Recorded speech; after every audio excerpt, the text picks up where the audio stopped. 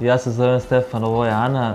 Mi smo studenti Fakulteta primenjenih umetnosti u Beogradu i prijavili smo se ove godine na Work and Travel i išli smo u Ameriku.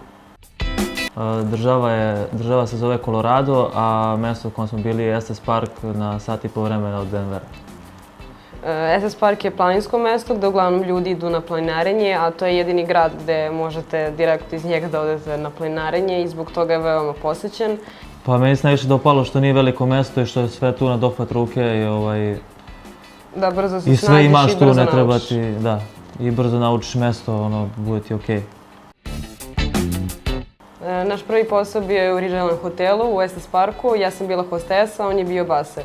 Satnica nam je bila ista, $9.30 na sat i dobijali smo bakšiš. Overtime nisu nam dozvoljavali, ali imali smo otprilike oko 42 sata u nedelju. Nekad i više, zavisi od... Bakšiš nam je bio otprilike u proseku oko $25 na dan.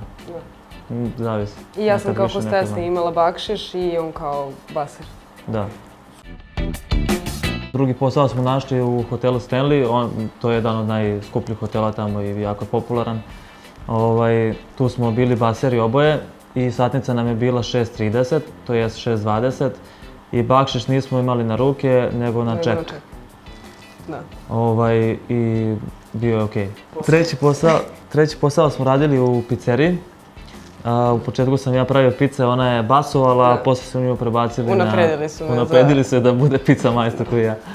I onda tu smo pravili pice, tu smo imali $10 na sat.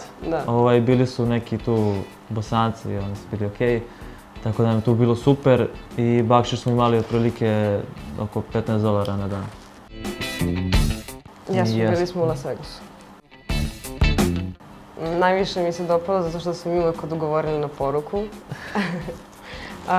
I sve su uradili što smo i očekivali od njih. Meni se najviše svidjela jednostavnost i što se sve radili u rokovima. Kako smo se dogovorili i sve je bilo okej, nije bilo nekog prevelikog cimanja i to mi je najviše odgovaralo.